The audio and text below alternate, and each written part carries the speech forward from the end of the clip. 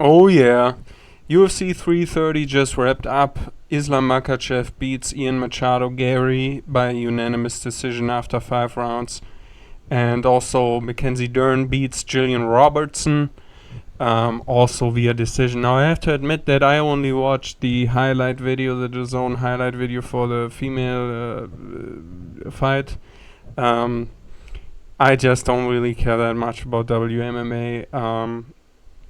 I actually like Mackenzie Dern in terms of her fighting style and her skill set because she will actually throw hard punches and go for it and try to knock somebody out like her opponent. And you can like only say that about maybe like a quarter.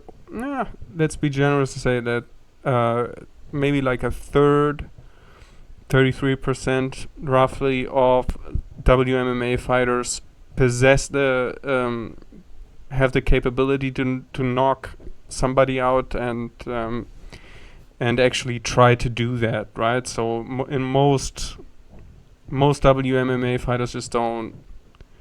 The best you can hope for is like a submission early, and other than that, it's like watching a sparring match between two women. It's just not that entertaining.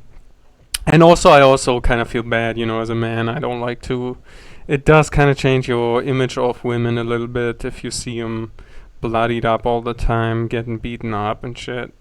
It's just not something I really want to watch if I don't have to. Okay, so I watched the highlights. Seems like a pretty dominant performance by Mackenzie Dern. With the main event, I think that most YouTubers were pretty spot on with this. They said, well, we're leaning Islam, but this is actually stylistically a pretty tough matchup for him. Ian Gary's taller, rangier, good takedown defense. This is really not going to be easy for Islam. And there were even some people who picked Ian Gary. I think the MMA Guru picked him. Of course, they're not like, most of the guys I watch them for entertainment purposes and not necessarily for their accuracy in predictions. There's other people who are really, really serious about that and who are also much, much better at predicting when it comes to weighing the likelihood of something, right? Because you can never, it's almost never fair to say, like, to pick some person. It's always, well, it depends kind of on how it goes, but you can give it a percentage. You can always give a rough percentage of what result might happen. And I think that the odds were actually inaccurate here. Ian Gary, kind of like almost like a 3-1 underdog.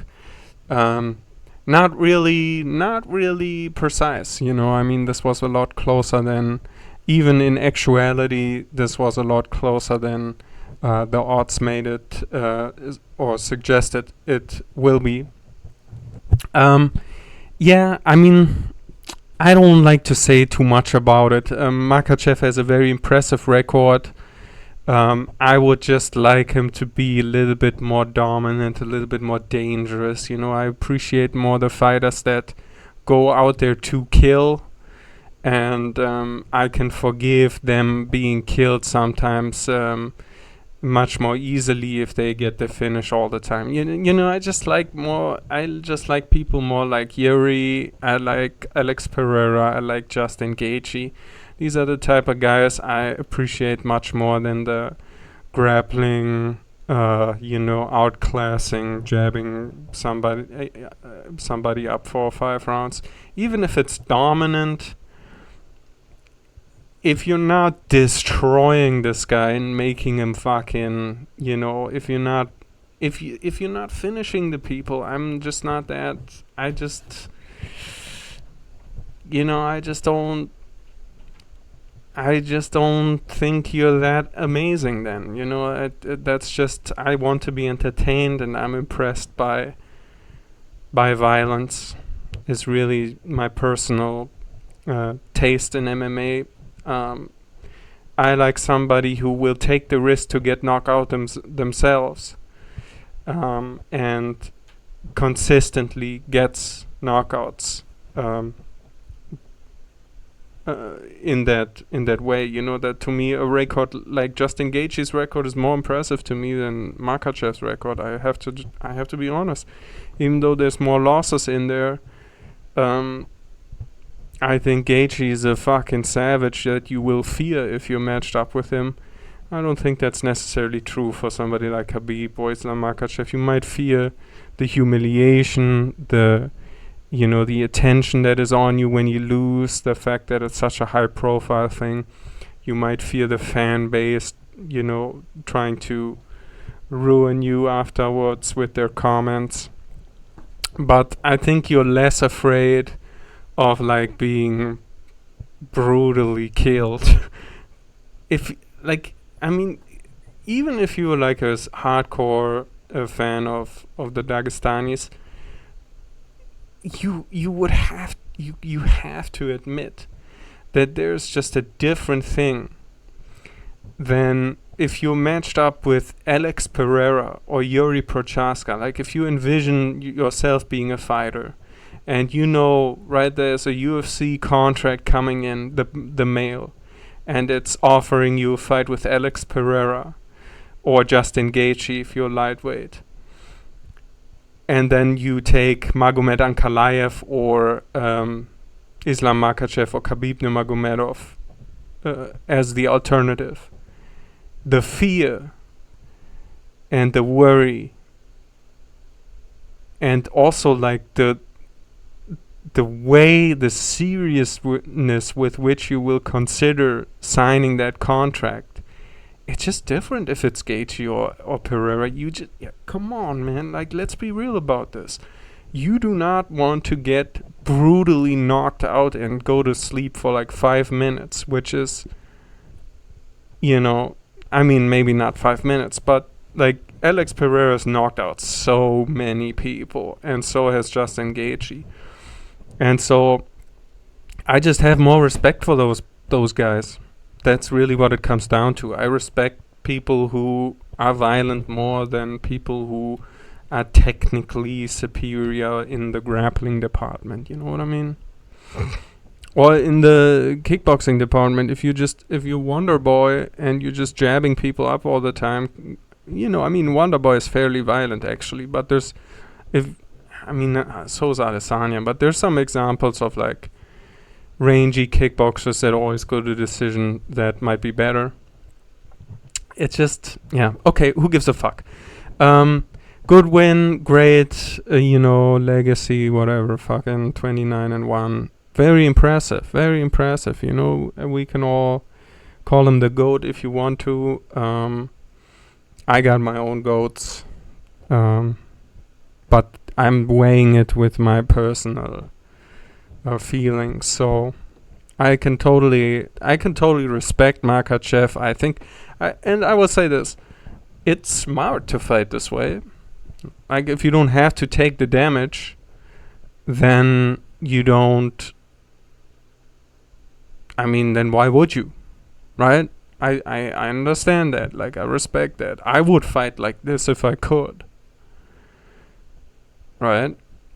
But it's just not as cool.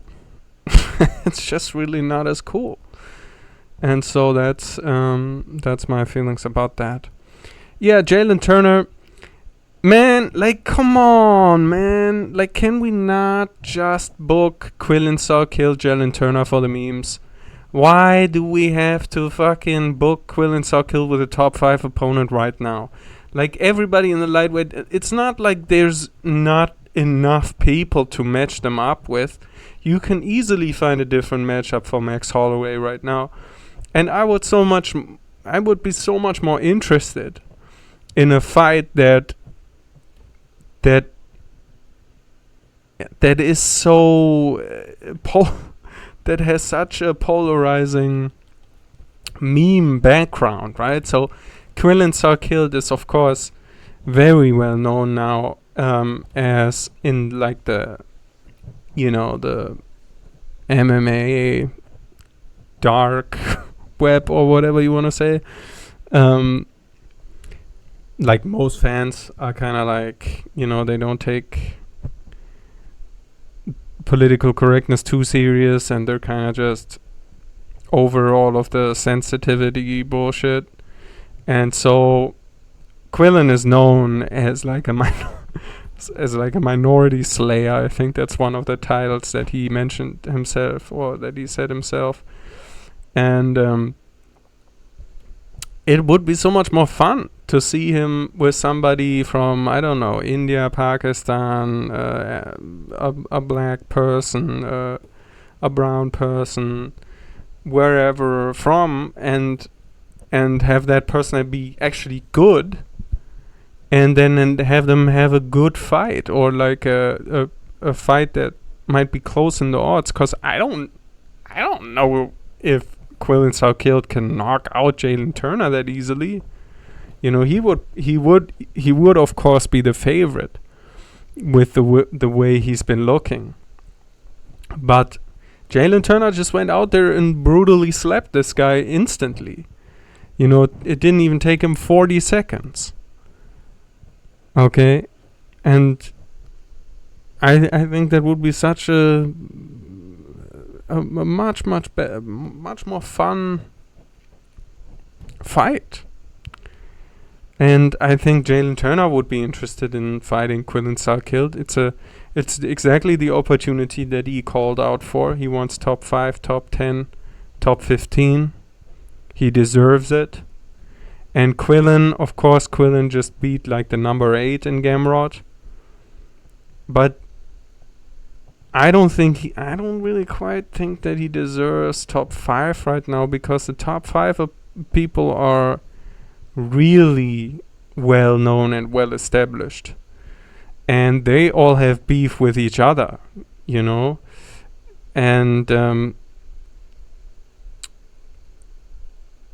they don't. There's no.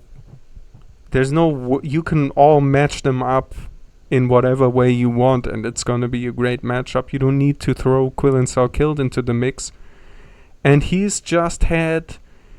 I think he's only fought Gamrot from the top 15, right? He's only had one victory in the top 15, and you're just gonna give him Max Holloway? That doesn't really make that much sense to me, right? And Max Holloway is the one that everybody's talking about as Quillen Salkild's next opponent, because he's the one who hasn't been booked up yet. Like, that just seems a little bit too quick for me. It would be an interesting matchup, but we still don't know anything about Quillen Salkild, really. We know he looked very good in the grappling department now with Mateusz Gamrot, but he's gotten hurt by Vinil Dariush, and then you're giving him one of the best kickboxers of all time in Max Holloway because he outgrappled Gamrot and submitted him? I don't know about that, man. I would much rather have him fight Jalen Turner, and if Quillen Salkild wins, he gets to have his top 5 opponent. There's going to be a lot more hype on him after that, a lot more talk, a lot more respect going into that fight.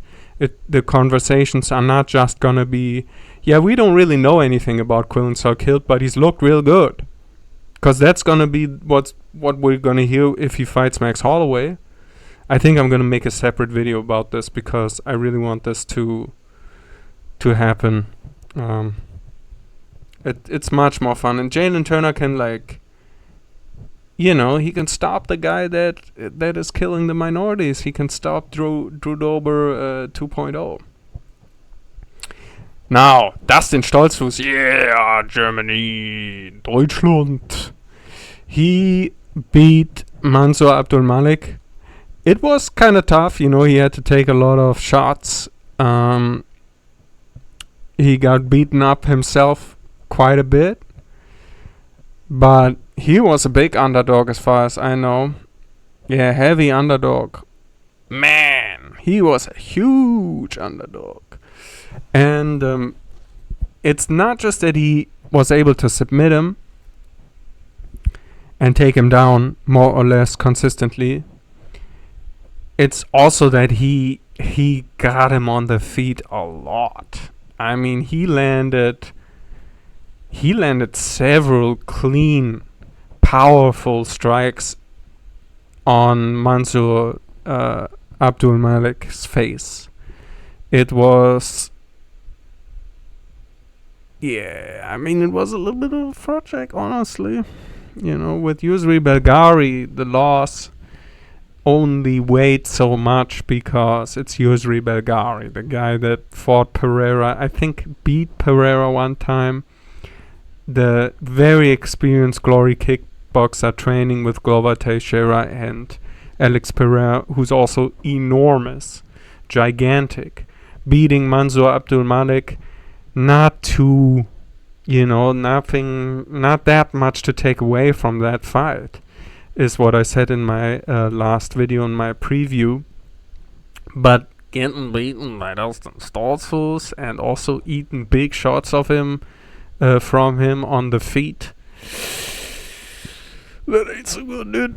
That ain't so good. Mansour Abdul Malik might not be the prospect that people thought he was. He might not be as good as people thought he was. He might, become one of the journeymen or find something else that maybe he's good at, that he can do. That would be good for him.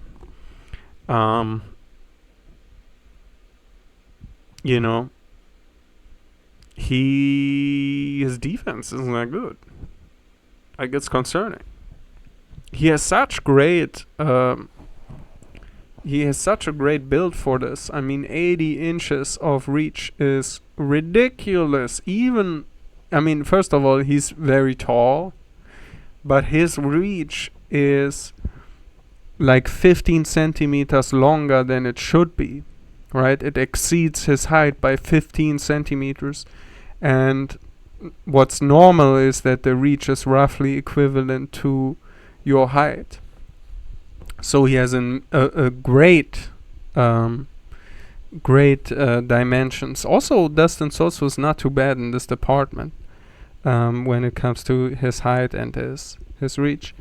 But kinda got fraud-checked, this guy. So, yeah. Now, Edson Barboza got beaten up pretty badly, gassed out, got beaten up. More or less exactly what I predicted. More or less, unfortunately, what everybody predicted. It's sad, it's sad. Not really the matchup not really a fair matchup for him, man. Like, I saw people out there commenting, oh, he should have fought Jem Miller and this kind of people, old people. I don't think that was necessary exactly, but why do you give him somebody who's a brawler, who takes shots on the chin, and in order to give, like, you gave him like a guy who's stylistically, like, this is not really a fair stylistic matchup. You could have easily given him a prospect and it would have been an interesting fight, but give him like a grappler, or B like a slow-paced technical kickboxer, not a brawling monster like Esteban Ribovic. That really wasn't doing him a favor at all, and it's not really a great way to treat Edson Barboza. Although on the other hand, he's always looked pretty good in the beginning of his fights. It's just that he seems to drown really quickly, and people don't have respect for him anymore, seeing him get finished so many times. So people really go for it if they fight Barboza, and he also seems to have no power in his hands, unfortunately. He's landing on people, he's fast as fuck, but they never seem to be affected by his punches.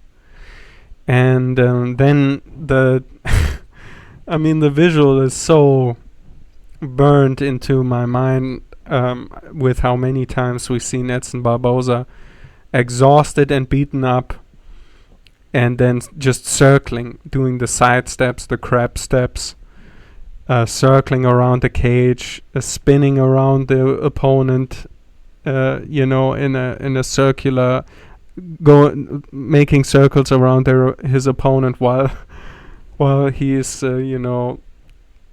while he's pretty fucked up already and basically done. Yeah, very unfortunate. Pretty good stoppage, I would say, because he didn't actually. I don't think he actually went down. But it was over. It was just over. He wasn't. He wasn't. There was nothing. He wasn't really landing clean, consistently, and it didn't hurt Esteban. And Esteban was just going for it, determined to get the knockout. So, yeah, nothing Barboza could have done really at a certain point. Unfortunate, very unfortunate, very sad. And he did retire, and it's probably a great decision to retire. I think that I think this is exactly the moment to retire for him. It's pretty much perfect, because the results that he's gotten have really left no doubt now. It's over for Barboza, and he's just gonna take more brain damage moving forward. Maybe he'll get lucky in his next fight and get a quick KO or submission even. But what happens after that fight? He won't get lucky now every time, and so if he continues to fight, the fights are gonna look like this, and he's gonna get... he took quite a lot of brain damage in this one. So, yeah, he should retire. He did retire, and he had probably the best retirement speech I could imagine. He just said that he worked hard for every single fight. He gave his best. He put down his gloves and he said thank you, and he said, I have no words. And he doesn't have to say anything, because his legacy is already there. He has a great legacy. He is probably the fighter with the best highlight reel in the sport. He's an amazing MMA fighter, and has a great career, and so many great moments, and he doesn't... what is there to say? I think it was perfect what he did.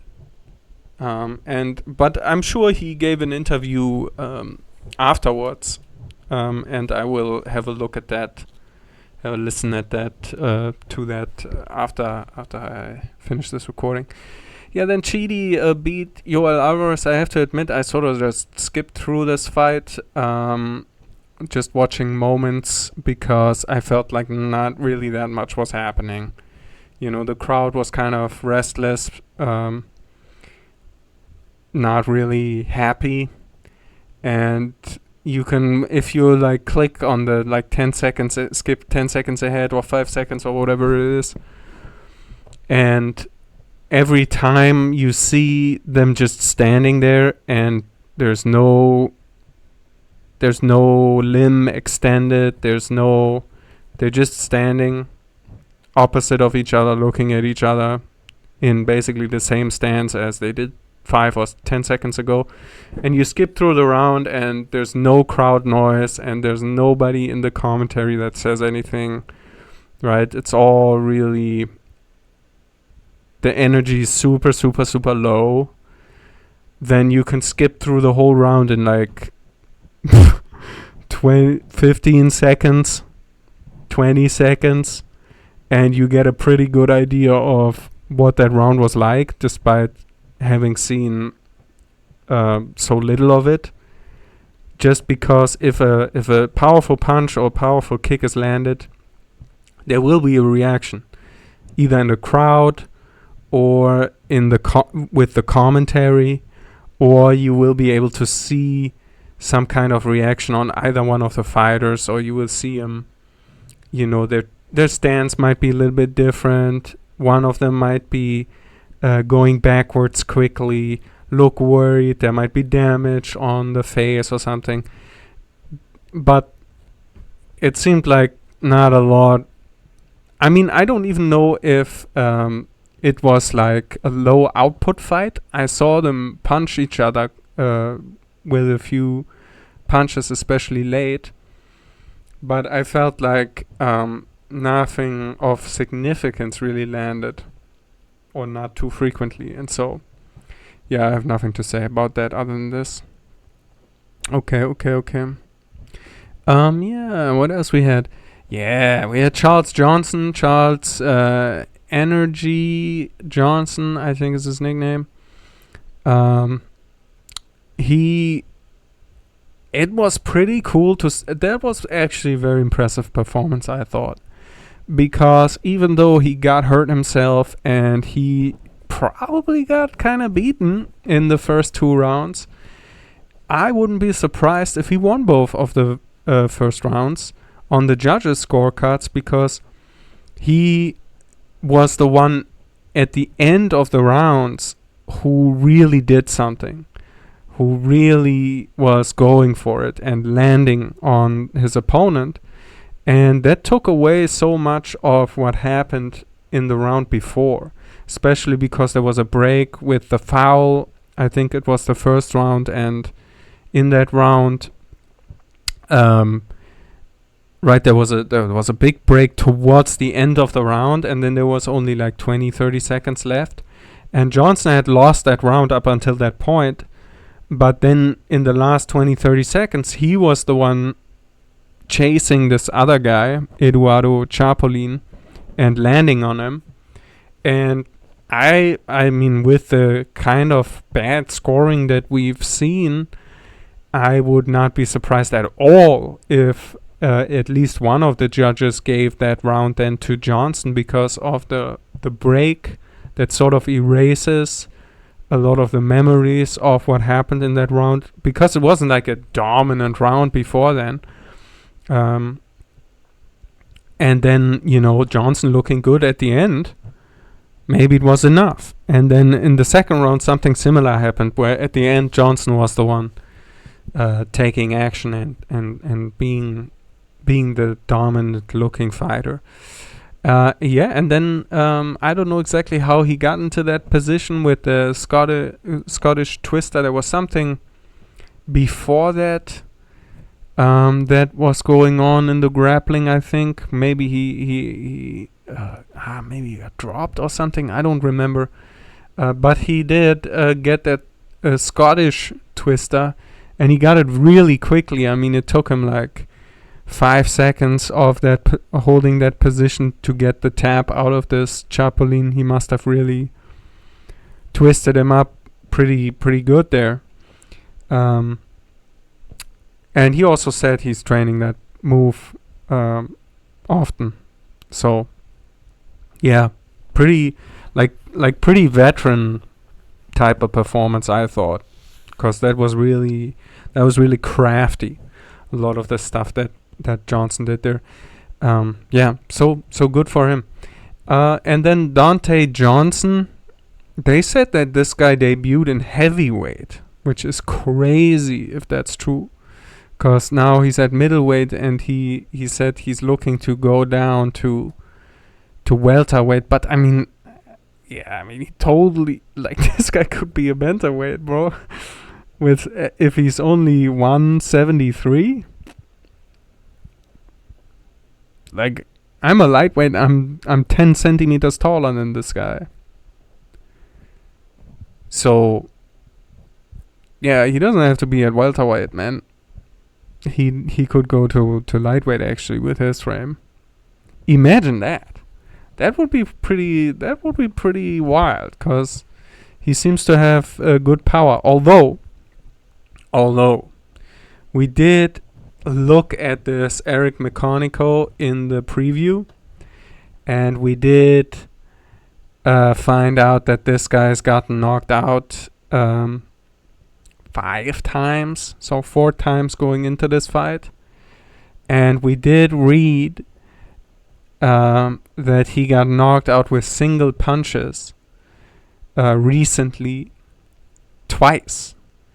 And we did actually have a look at those knockouts because I thought, oh man, this guy it seems like this guy might be chinny. That's what I said in the preview. And we couldn't find this Henry Walker KO and Dijan Kajik. Maybe I didn't even look it up. But we did look at the Ruziboyev and Susokayev knockouts, and they weren't as bad. They were certainly not as bad as this one. But it's always concerning when you read KO loss and then it says punch or it says right hook. Because when it's a TKO or when it says punches or ground and pound or something like that, then it doesn't really necessarily say anything about the durability of a person, the chin. But when somebody's getting finished with a single strike, that's very concerning, right? And to read that he got finished with single strikes twice, and it wasn't even the only KO losses. He's already had 2 KO losses before that, this one and this one.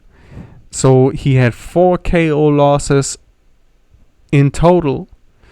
He's he's an older man, right? He is 36. So we did discuss that. We thought about his durability might be a worry. And so, yeah, he got slapped in this one. Not a huge surprise. Okay. Should probably stop, probably retire. And when I say probably, I mean like for sure. Like, you have 5 knockout losses, bro. And you are fighting people who are completely unknown, unranked, unknown UFC fighters, and you've been knocked out already 5 times. You're 36, you gotta do something else, bro. It's just not gonna work out for you. I would really, really heavily advise this guy to retire now. Do something else. Where is this gonna lead for Eric McConaughey? Every single fight that he has now is like potentially his retirement fight. Because the next time he gets KO'd, he's for sure gonna have to retire. Right? And I think if you're 1 fight away, 1 KO loss away from having to retire absolutely, no question, then you should just retire. Right? Unless you're like really at the height of the sport and you're making millions of dollars and it's so important for the legacy and shit, or you have nothing else going on. But even then, that's just sad. That's just a sad position to be in. But because that's also going to be true after you fight again. So if you're like Justin Gaethje, right? If Justin Gaethje gets flatline KO'd one more time, it's over for him. I think everybody would agree with that, including himself. But with him, it's like we already know he's at the end of his career, and now he's the champ, and now he's gonna make millions of dollars, and now it's really for the legacy, and now it's really about, is Justin Gaethje an all-time great fighter? I already think so, but he's been really, really disrespected throughout his whole career by basically everybody. And so Gaethje, and I understand why. I mean, he's losing to Eddie Alvarez by knockout. It's not like, but you have to understand that with somebody like Gaethje, there's also stylistic difficulties, and Eddie Alvarez is actually really a hard opponent for him stylistically. But anyway, it's a different conversation. So, right, Gaethje. So what I'm saying is, Gaethje would destroy a lot of people that are good fighters, that have like a more, timid style or more technical, quote unquote, style, or a lot of grapplers. I guarantee you, Gaethje would brutally KO so many of your fucking favorite fighters. I mean, maybe now it might be different because he's also getting older. But I mean, he just had a great performance against whatever. I mean, he was pound for pound number 1 or 2, Ilya, at that time, and young himself. Okay, it doesn't matter. Moving on, Trejon Gore, good performance against Luque. Luque didn't look too bad either, though, honestly. And that's Lucas Fernando guy. Man, he looked good. I mean, he looked really good in this. Hard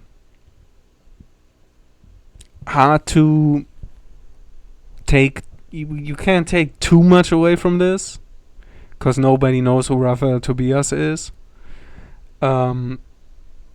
But you could not have looked any better, really. I mean, he dominated this guy, and he looked fast and powerful, and fucking, he has a great build for the division. He's young, not even in his physical prime. He might be exactly my age. Let's look it up. Birth date. Okay, he's a month older than me. Neil Magny beat Ramiz Brahimaj. That was very surprising to me, the way he did it. Brahimaj, I don't know what happened there. Maybe he gassed out. And then Neil Magny got him with like a clinch strike, and then with ground and pound.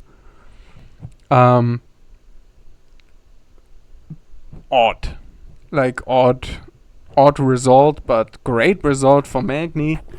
Yeah, whatever. I mean, if he's still performing, if he's still getting these results, then why not continue? I mean, he is now 39. But yeah, this is what we kind of talked about. He has knockout losses, 4 knockout losses actually. But he has so many fights. And the last knockout loss was, okay, not that long ago. But he has kind of shown that doesn't happen to him consistently. And Prates and Morales, those knockout losses have aged super well for him. Yeah, and before that, it hasn't happened in 6 years. Wait a minute, Morales was 2024, yeah. He got finished twice, 2024. Knocked out twice. And bad year for him, dude.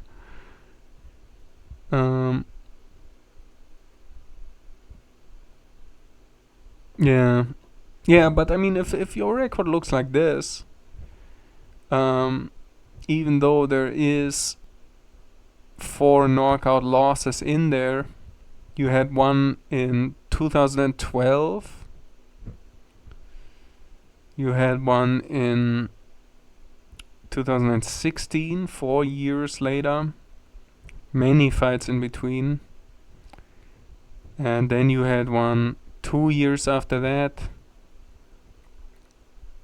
But also like, okay, not that many fights, but 4 fights between that. But then you go on a streak without any knockout losses. Like, I don't know, like 10 fights or something. And then you lose by knockout, it's it hasn't. It's not like with Edson Barboza and with Darren Elkins. It's like every single fight they're getting TKO'd, finished, beaten up brutally, taking a lot of damage. And when it starts to happen every fight, then it's clear that retirement is necessary, right? With Elkins, it's just bleeding every time, taking brain damage every time. Barboza too. And when it's something you can kind of bank on, that this guy is going to take a lot of damage in this next fight, no matter who the opponent is, basically, then the retirement is very clear and very necessary. But when you're like Neil Magny and there's a bunch of fights, or there's a lot of fights where you don't really take any damage, and you win, and you also get finishes here and there, then it's different. You have to weigh the knockout loss differently, right? Because Neil Magny might, have 5 fights in which he won't take a significant amount of damage at all. He can make a lot of money. It's like 2 years if you're on a relatively normal schedule.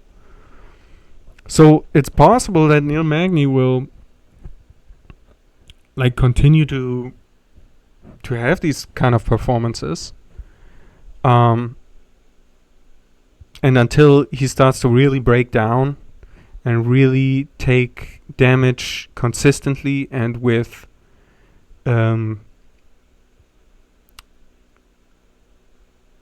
certainty, then I think he can continue and should continue. Okay. And then we had, Jeremiah Wells fraud checking Oral by, there's really no other way to say that. Also, he hurt him on the feet and then subbed him. And this is, like, I've never seen these odds. Minus 1,600, I've never seen that. Maybe, like, one of the biggest underdogs ever. And he was so wild. The first exchange, he threw like 6 to 8 punches with full power. He almost fell over trying to intimidate Orolbai. But I guess it worked. Maybe not the intimidation part, but the game plan. Because he did kind of swing wild on him when he did actually get him in that third round. Okay. The thing with Orolbai is, I wasn't so mad at his performance against Chris Curtis, even though it was boring as fuck. Out grappling him for 3 rounds. But the reason I didn't mind that so much is because A, it's Chris Curtis, and out grappling Chris Curtis and frustrating him in a boring fight seems just like a lot of fun, because Chris Curtis is so emotionally, like, I guess unstable might be a word to describe it, or like he's so easily so frustratable. What would be a word for that? I don't know. He seems like he's constantly on the edge. Something, I don't know. Chris Curtis seems like he has a lot of anger, internal anger, because he's been crashing out. He's been crashing out at like Hermanson beating him. But Hermanson was just doing what he always does. and Chris Curtis was so fucking annoyed that he couldn't, that Hermanson wouldn't stand there and trade with him. Ridiculous.